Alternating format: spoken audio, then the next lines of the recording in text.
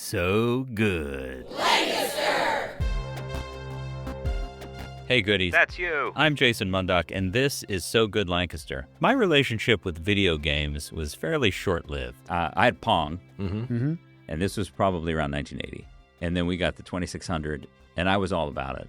And my claim to fame was in Johnstown, Pennsylvania. I think I won second place in an 2600 asteroids tournament. Nice. Around 1984. And then that's about all.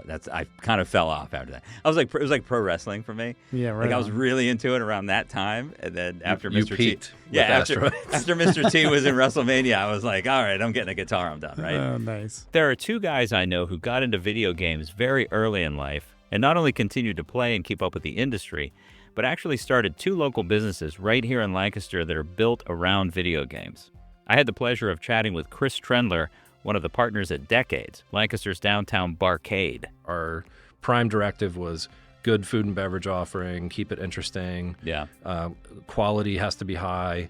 And then the retro arcade games, let's pick our favorites. And Zac Gieg, the CEO of Just Press Play, a video game store that also features all kinds of other collectibles. Zac's been at it since he was just a lad. 5, 6 years old, going to garage sales with my grandfather.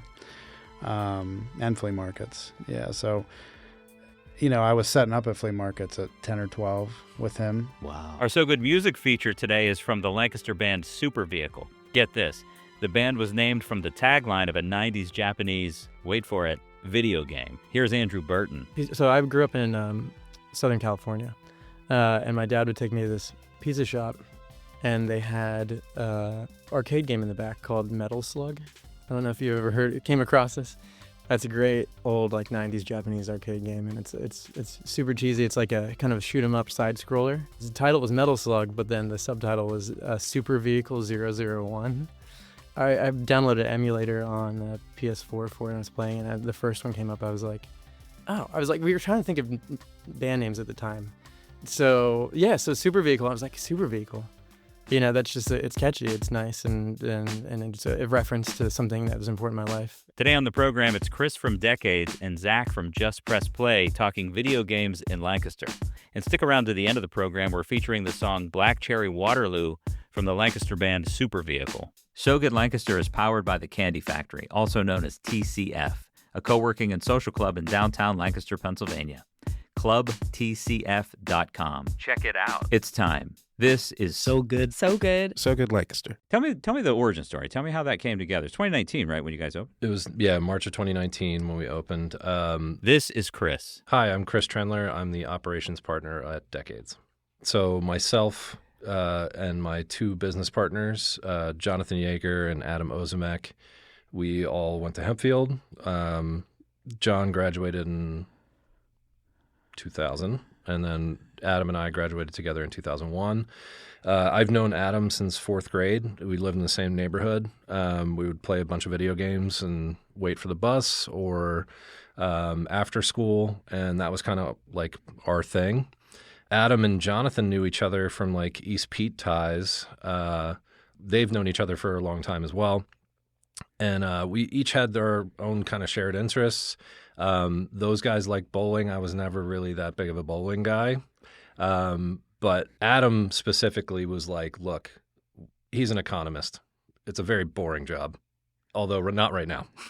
Right now, it's absolutely terrifying. It's actually not that boring. He's on TV a lot and does interviews left and right. Jonathan is very creative. He's a design background, so he does a lot of our branding, and his role is expanded into development and looking for new locations and things like that to try and just keep us out there. And my whole background is operations, food and beverage. So Jonathan moved to Oregon, moved home. He was out there for maybe 2-3 years, something like that. And when he came back, he said, look, I've been attending these beer festivals. Adam, we should really get together and throw a beer festival together and do something really cool in Lancaster. Lancaster City at that time, it was probably 2010. There were things going on in town. There's some restaurant action, there's some live music, but our whole company is founded on what do people want to do and what's missing. And luckily, we found that a lot of people like to do the same things we do. So when John moved back to town, he pitched this beer festival idea to Adam and goes, I feel like we need someone to kind of pull the loose ends together and figure out all the logistics of it. And my name came up. I was managing it doesn't exist anymore, Penn Square Grill at the Lancaster Marriott and Convention Center. Now it's Plow. So I was managing that restaurant as the general manager, and these two guys show up, and they're like, hey, we think we want to start a beer festival. Are you interested? And I was like, yeah, I mean, give me 20 minutes and I'll brainstorm some stuff. And they were having drinks and I was working, and I took like 10 minutes, did a bubble chart. We still have it, and it literally laid out a lot of the things that we still do for this beer festival. It still exists. And that's kind of how our partnership came about. So we started the beer fest and continued talking, and through the beer fest and planning the first year, we were meeting regularly again, kind of after hours and after our other commitments in life, and kind of kept that going. And it developed into we should start a barcade, and I was all about that. And we started looking around for buildings, and you know, when you're starting a business, the chicken and the egg thing comes up all the time. What's the first step? Do we do this first? Do we do that first? Sometimes you have to do them both at the same time, even though it doesn't make sense. You're looking for buildings. You don't have an investor. You have a business plan.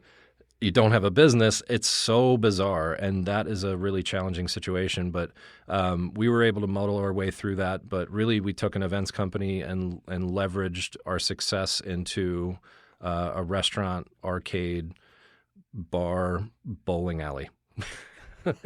And we still do events on the side. And we also operate Lancaster City Restaurant Week, which is a really big community event. Which is something that I founded when I was at the Marriott around the same time as the Beer Fest. Yeah. I don't know what I was thinking back then because we just had way too much going on. But I was younger, so it was fun and keeps me busy. And now our priorities shift. Were you guys tuned into barcades elsewhere, or like where did that idea of bringing the arcade games in? We had a lot of memories. Like I had most of my birthday parties before I was like 14 were all at like Jolly Time, which I think is now Pocket Change at the mall. And yeah, I mean, it would literally just be invite your friends. I grew up in Roarstown, right down the street from the mall. We'll load up in the car. We'll all go over to Jolly Time. I'll give you each a roll of quarters. And when you're done, we'll come back home and eat cake, and everyone leaves. You know what I mean? That's literally like, that's what I wanted for my birthday, to play Teenage Mutant Ninja Turtles and Jurassic Park shooting games and things like that. So we were aware of Punch Bowl Social and Dave and Buster's, obviously. Right. But, we were like, yeah, they exist, but not how we would want to do it and not how we would want to attend. And that was always our prime directive was good food and beverage offering, keep it interesting. Yeah. Quality has to be high. And then the retro arcade games, let's pick our favorites. We'll fill them out when we can and add things and shake things up and try to keep it fresh. Bowling was something that I had to learn from an operational standpoint. I know more about bowling equipment than I ever thought I would. And that's just how it goes. So, when you're the operations guy, you figure it out and make it happen. And but yeah, I mean, we were aware of those things, but never really said we're going to do that. It was always no, we're going to do elements of that our way. Yeah, and Lancaster loves local, right? Yep. So you take some concept that exists on the planet, yeah, and you combine it with some other concepts that exist on the planet, yep, and you make it a local thing, and Lancaster is going to go, yeah, we're in. Yep. Yeah. Shifting gears to Just Press Play, it's a Lancaster video game and collectibles store that can trace its roots all the way back to when the owner was only 12 years old. This is Zac. Hi, I'm Zac Gieg, and I am the CEO of Just Press Play. Talk to me about this early obsession with collecting. Yeah, so I've been collecting since I can remember. I mean, 5, 6 years old, going to garage sales with my grandfather, and flea markets. Yeah, so, I was setting up at flea markets at 10 or 12 with him. Wow. That's awesome.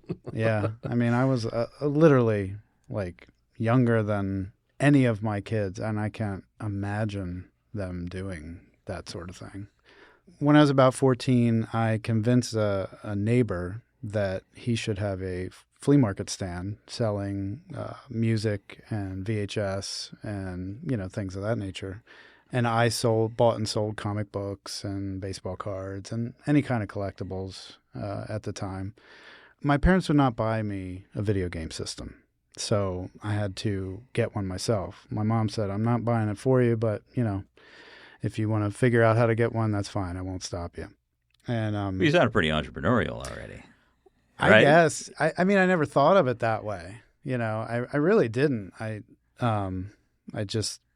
wanted a Nintendo. I collected these things. I traded a friend who got a Sega Genesis. And of course, if you get a Sega Genesis, the NES is no good anymore. At that time, Sure. everybody felt like, that was the new thing. Yep, So get rid of the NES because the Super Nintendo wasn't out yet. The Genesis had about a year of a head start.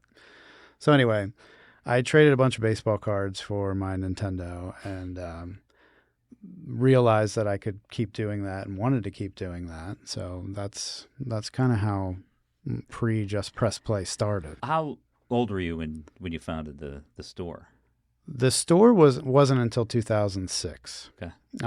I did flea markets, and we sold on Amazon actually pretty early on, like way before a lot of people had even really heard of Amazon. I mean, I've been on there since very early 2000s, when Amazon stock was like $87 a share, and I should have bought, As much as possible. Yeah. You should have been collecting that. Yeah, I should have just collected that. I would have been a lot better off, but that's all right. I like what you're Hindsight. doing now. I like what I'm doing now Personally, too. So yeah. What's the drive? Is it when you were collecting? Were you into the entrepreneurial side of it? Like, here's something that's valuable. I'm gonna buy this because I see it at a low price, and I'm gonna be able to turn that around. Or was it the interest in the media itself?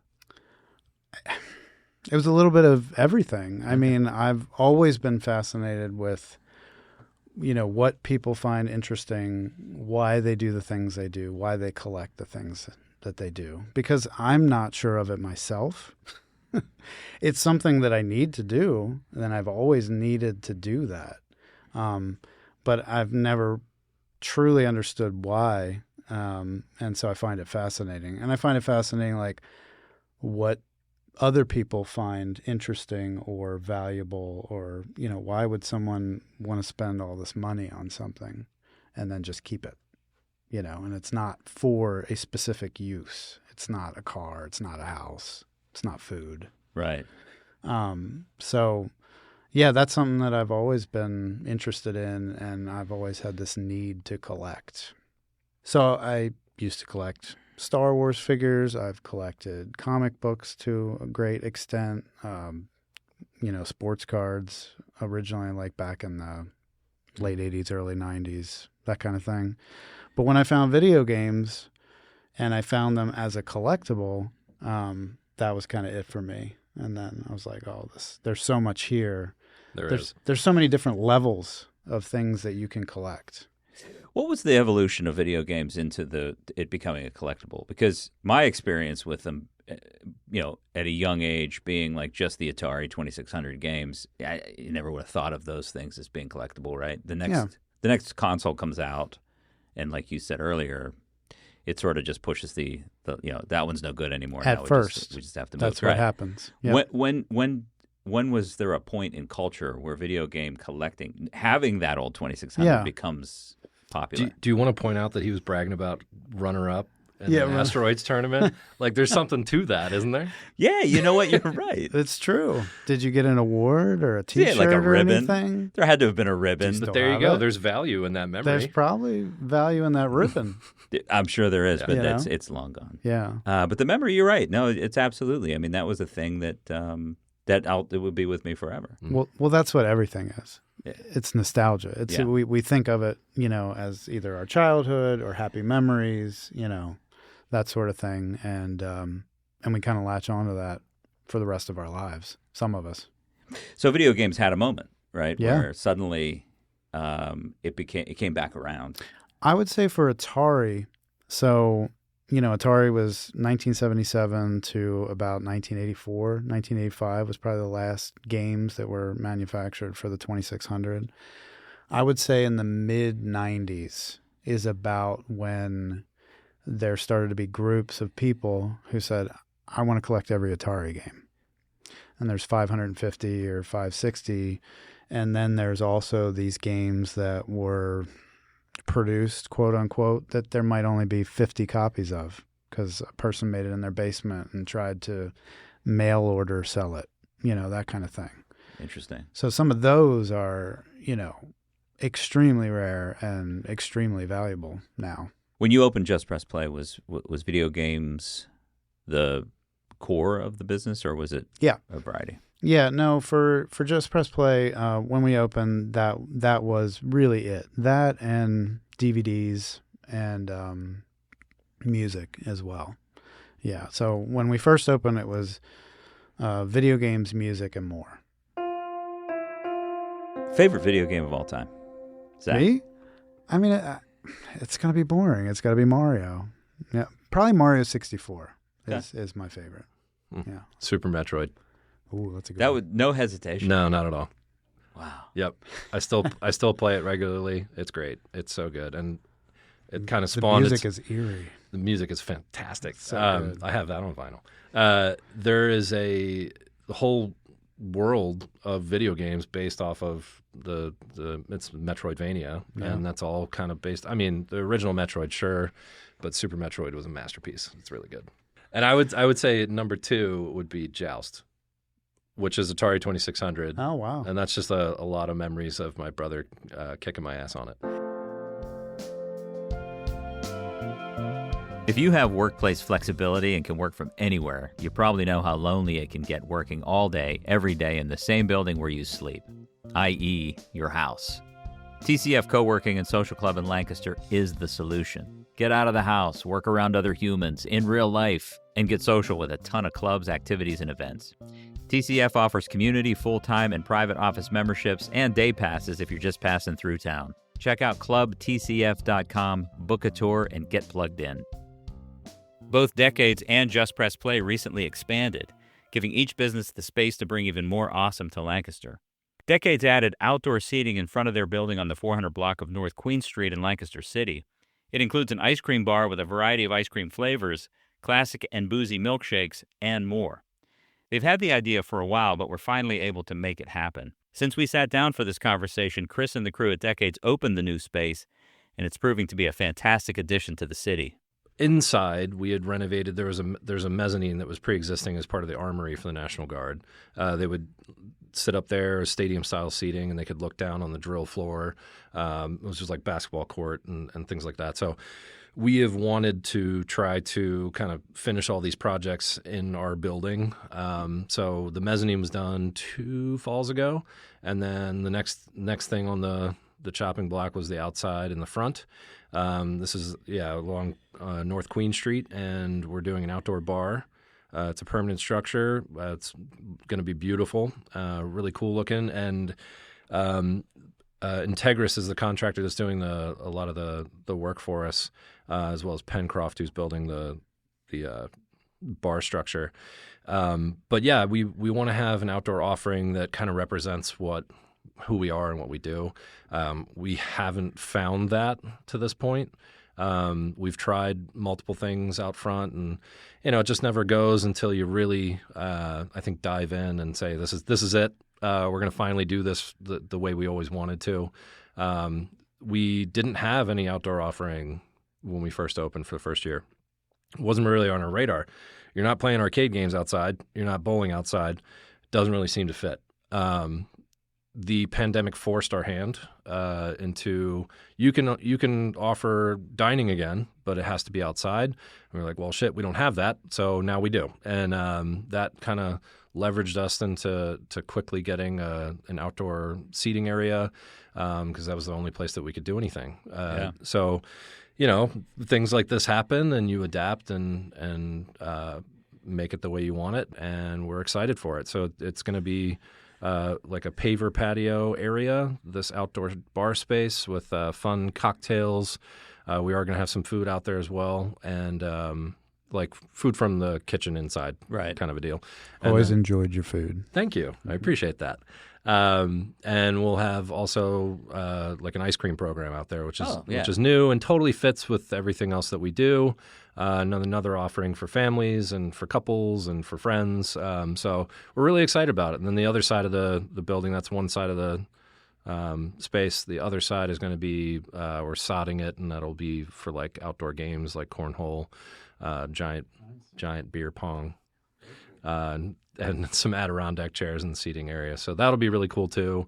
Kind of a unique space for downtown. I absolutely love that you're doing that. Thank you. I think that the more of that kind of thing in the city, the better for the vibe, the draw. Yep. I mean, not to the fault of anything that you guys have ever done, but you drive up a block like the 400 block of Queen Street, and you can miss it. Yeah. Like you can just miss that it's there. It's like, oh, I keep seeing there. I think I saw a sign there once that said Decades. What's that mean? But when you see people outside throwing cornhole or, enjoying a beverage, I mean, that changes the game. Just Press Play recently opened a megastore. It sure is mega too. Is it? Yeah. That's pretty big. What's the evolution of your spaces? You started out in 2006. Yeah, in 2006, our first store was 1,000 square feet. Where was that? Village Center in Mountville. Okay. Yeah. Interesting. So, right up from the Centerville store. Yep. The shopping center. It sits up on a hill. Okay. It was great for us. It was a great starting point because I lived above the store in a little apartment. So, the apartment and the store was very reasonable. It was a great place to start. And I already had the background and, the buying and selling. Yeah. Just not necessarily retail. But, my dad was an entrepreneur himself. He had a bunch of different businesses, but he had a sign business for many years.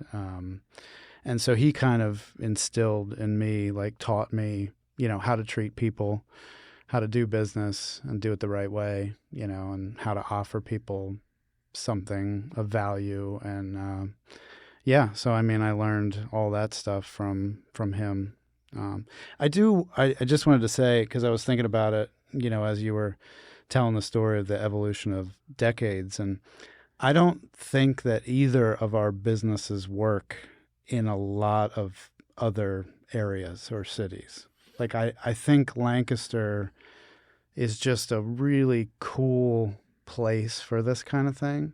And I think you're absolutely right that, Lancaster loves small business and doing things in a unique way and kind of gravitates towards that and helps you to be successful. Yeah, I agree. I mean, I don't know that other places have a culture where you're sitting around with others and you say, I want to intentionally support a local business, our local businesses. I mean, I have these conversations with my friends and family all the time.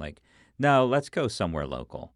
Yeah. And that's the conversation. And it's let's not go to Chili's or let's not go to Walmart. Let's go somewhere. Yeah, local. For sure. And maybe we take it for granted a little bit, but it's a wonderful thing. Yeah, I totally agree. I mean, my brother and sister moved out of Lancaster and Annapolis and Boulder, and they love coming here. They love visiting because it's just, I don't know, Lancaster just has some sort of weird, quirky magic to it. It really does. Yep. It's got a different vibe. Yeah. A good vibe. Yep. So what inspires the megastore? You're in a space, you're ready to grow.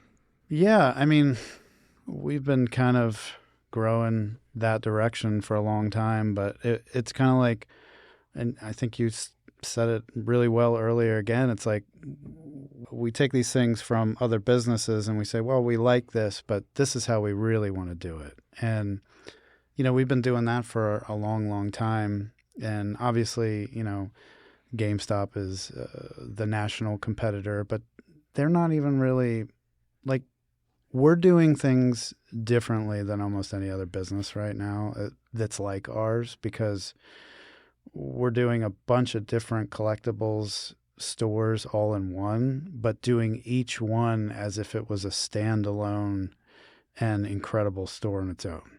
That's what we're trying to do anyway. So, I mean, we have a record store in our store, right? Because I like records. That's it. That's why we buy and sell records, because I like them. So, and I think a lot of other people kind of see that, and again, the Lancaster thing, and just, it's everything is handpicked by either myself or somebody on staff, and it's all music that we like or that we understand or are interested in, and so there's definitely a personal touch to all of it, but I like a lot of different collectibles, and a lot of my guys do as well. So we all have these unique kind of personalities that say, well, I like this and I like this, and let's bring it all together and see what we can come up with. And the response has been awesome. I mean, people are really enjoying it, and the community support has been incredible. That's awesome. Yeah. So speaking of community, I know that both businesses have a component, right, or a mission to create community. For sure. To bring people together. Yeah, 100%. Talk about Decades and how that works for you guys. People ask me sometimes, like, what's your core demographic? And I usually freeze up and just say everyone, literally everyone. Like, it's not like that. We have something for all ages, all backgrounds, doesn't matter. And we like to create a welcoming, safe space for everyone. And, we don't have, knock on wood, a ton of issues or like people bickering or anything like that. It's, it can get really busy in there, and there's tons of people playing games and, kind of making these family memories or interacting with someone. And I think our customers treat other people while they're customers in a fun way. We can't make them do that. It's a fun setting. So it's very easy to have a fun community inside the space. And then out in the community, we like to be involved in a lot of different things and support things that we believe in and just be involved. What do you think makes Decades a unique experience? I mean, I know you have different things, right? Like you have video games and a bowling alley, but what makes that experience of coming to Decades unique? Yeah, we have a great team, and our team a lot of them have been with us since we opened, which is a really long time in the restaurant world. That's awesome. 6 years. Every year, it dwindles here and there. Like we just our sous chef, he was there from day one and left in this past year. So it's just like, oh man, but we still have like 8 people. Wow. And some of them, we have one guy that Nolan Michael Bitts. Yes, I know his middle name.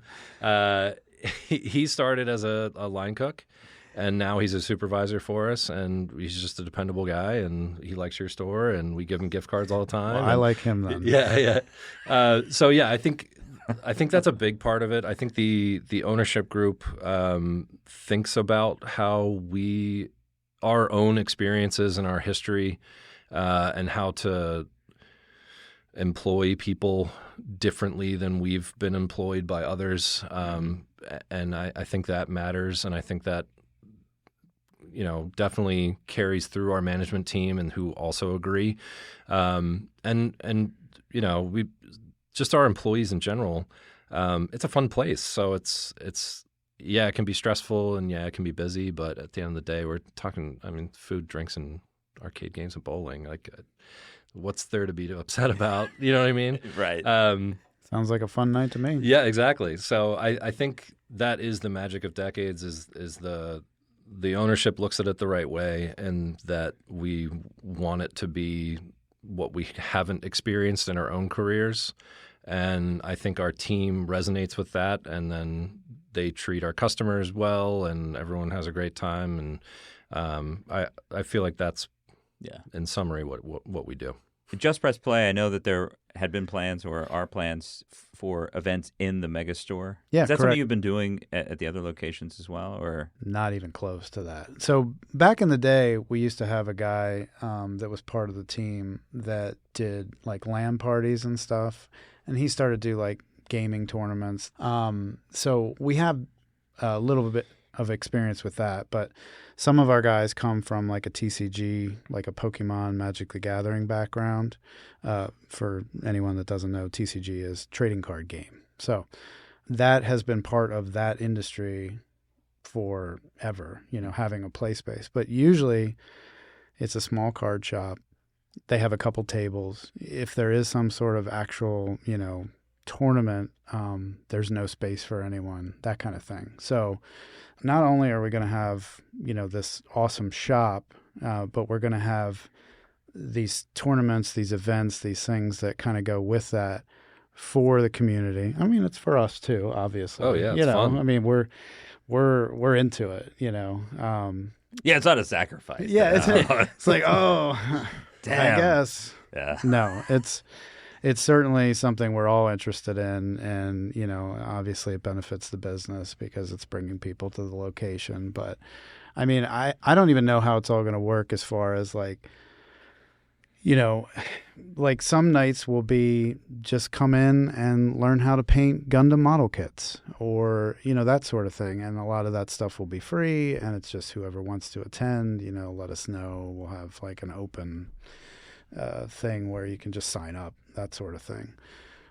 But then we can take that, and because we have the space, take it one step further. We can probably do like, some of these tournaments that are judged because we have the room for it, and that they count towards like, the actual tiers in that world, as it were. So for Pokemon or for Magic. That's great. Yeah. So yeah, like you could. We're pretty pumped. I know we would love to partner on you with some stuff, but we can talk about that later. Well, I mean, we've talked about it for like since your a inception. few years. Yeah, I know. Yeah, I mean, Gentlemen, it's time. Yeah, it's time right here. So what kind of video games do the guys from a band that was named after a video game actually play? Here's Tony Lee from Super Vehicle. I recently played Claire Obscure Expedition 33. That came out just I feel like 2 months ago. And I never do this anymore, but like I 100% of the game. I got every single achievement attainable in the game. I beat it 2 times. I'm on my 3rd playthrough right now. And it's just incredible. And how about Andrew? Right now, though, since I'm stuck in the past and I want to play some of the newer games, the Dark Souls series. I don't know if you've heard about the Dark Souls series games. There's this company called From Software. And they've done this series called Dark Souls, Demon Souls, and Sekiro, and they're all very tough, like dark fantasy games.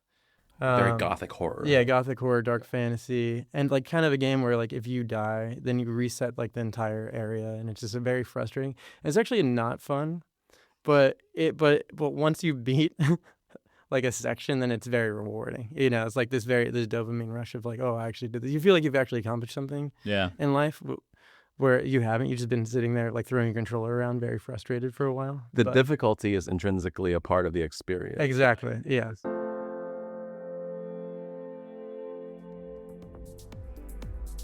Are you looking for the perfect space for your next meeting, media project, or private event? Well, TCF has you covered. Our conference rooms are perfect for meetings with your team or your clients. Our media studio can accommodate photography, audio, and video production. And our 6th floor venue has everything you need to throw an unforgettable private party or retreat. Book now at lancastervenue.com and take your next event to the next level. What do you think is one thing that Decades contributes to the fabric of Lancaster that makes it such a great place to live? So I hear all the time that whenever so-and-so is in town, we make sure to bring them here. So they are showing us off to their family that's visiting in town, and that's extremely flattering and not something we take lightly. And I think that, we hear that all the time, and we also hear just, oh, I can come out here on different days of the week and do different things and have a different experience. So I think we are a unique local version of like what a national brand would do, and we try to do it right. And we're a different experience for different people, and I think that's extremely unique for a business to have that kind of built-in flexibility. It's kind of weird. So I think that it adds to the nightlife and social community of Lancaster, and we're a big part of the restaurant scene as well, supporting restaurants in different ways as we do our own business too. So that's really cool, and it's great for Lancaster to have those gems, right? Where when somebody visits, you can say, "Come on, we're going to check this place out," because you're not going to be able to experience this elsewhere. Correct. That's pretty much exactly what we're trying to do too, with what we're doing. I've been to the megastore.